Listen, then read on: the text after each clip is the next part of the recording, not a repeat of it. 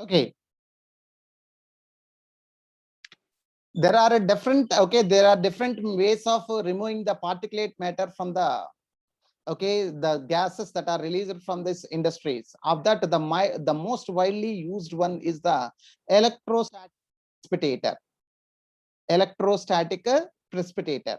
Okay, we can remove over 99% particulate matter present in the exhaust from the thermal power plants. Okay, by using this electrostatic precipitator, okay, we can remove 99% of the particulate matter that is present in the exhaust. That means from the smoke that is coming from this thermal power plant, because in thermal power plants we'll find a large amount of particle, because they'll burn the coal. In thermal power plants, they are burning the coal.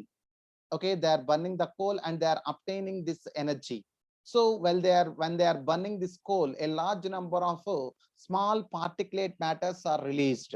So it is very, very important to remove all this okay, particulate matters that are produced while burning the coal. So that's why we can use this electrostatic, which can remove around 99% of the particulate matter that is present in the exhaust from the thermal power plants. Okay, what this electrostatic precipitator consists of? It has electrode wires that are maintained at several thousand volts, which produce a corona, okay, that releases okay, electrons. That means we use, okay, we use okay, we use certain electrode wires. Okay, electrode wires, okay, which are maintained. That means that, okay, the electricity in this electrodes are maintained at 1,000 volts. Okay, that, okay, it will create a corona. That means some area, okay, some area which will releases electrons. That means that area surrounding that electrode will releases electrons to outside and create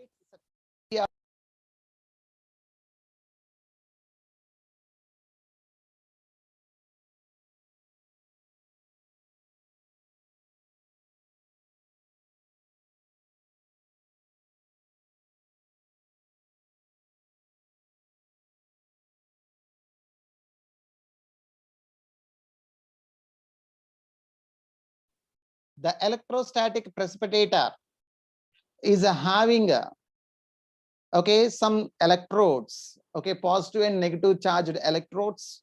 Okay, this negative, okay, this positive and negative charged electrodes are maintained at a high voltage, and okay, and they create a surface called corona, which in this area will find the electrons which are released from the electrodes will be maintained in that corona, and these electrons attach to dust particles, giving them a net negative charge. That means whenever the particulate matter is to this corona, okay, these electrons get attached to the surface of this particulate matters, and they develop a net negative charge on the particulate matter, and these electrons attach to dust particles, giving them a net negative charge. Okay, that is, and next the collecting plates are grounded and attract the charged dust particles. That means in the next region, okay, will provide certain positive charged particles. Okay, this positive charged particles will attract those particulate matter which are coated with this negatively charged electrons. As a result, these structures we are calling it as a collecting plates. Okay, the collecting plates are grounded and attract the charged dust particles. And next, the velocity of the air below the plate, between the plates, must be low and allow the dust to fall. That means while the air is passing through this okay, collecting plate, the air should be blown at a very low pressure. Okay, that the low pressure, that means the velocity of the air should be maintained at very low levels. As a result, okay, whatever the particulate matter which are deposited with the negative charge, they get collected by this collecting plates and they are removed repeatedly. As a result, we can able to remove the dust particles from this okay, electrostatic precipitator. Here you can see.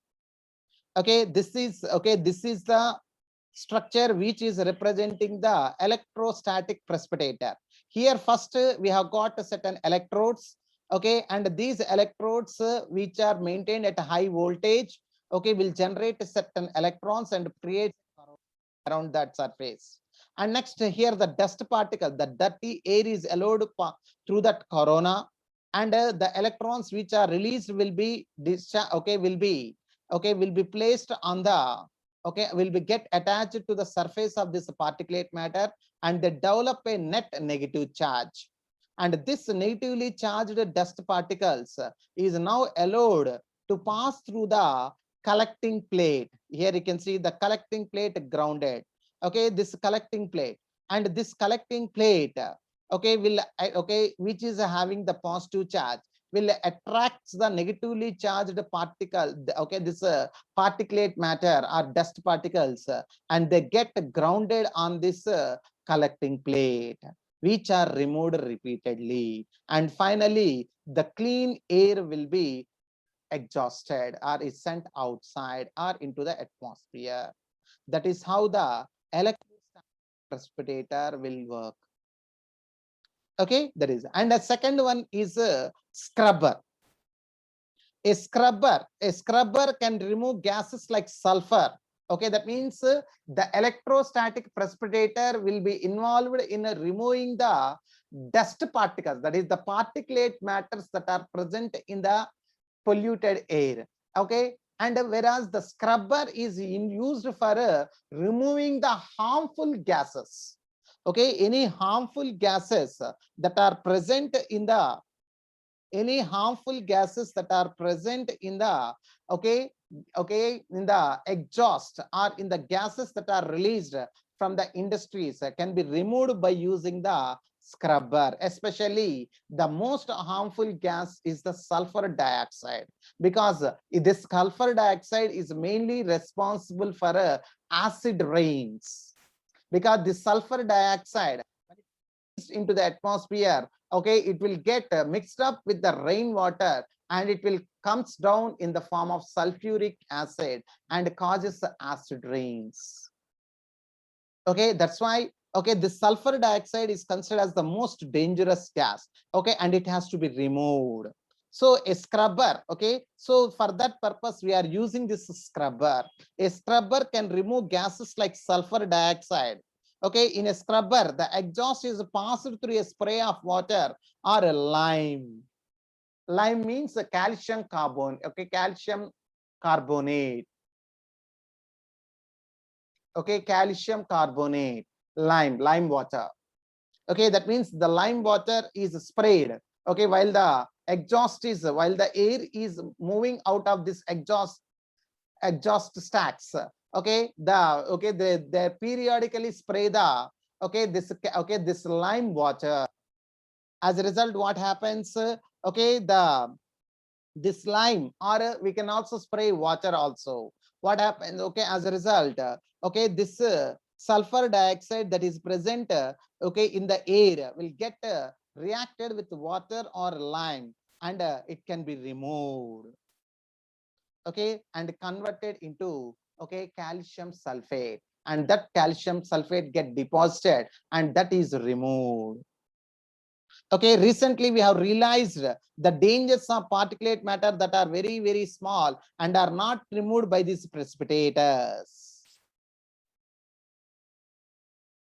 Okay, and next we have recently we have observed that there are some particulate matters which are very, very, very, very minute in size, which cannot be, okay, removed by this electrostatic precipitators.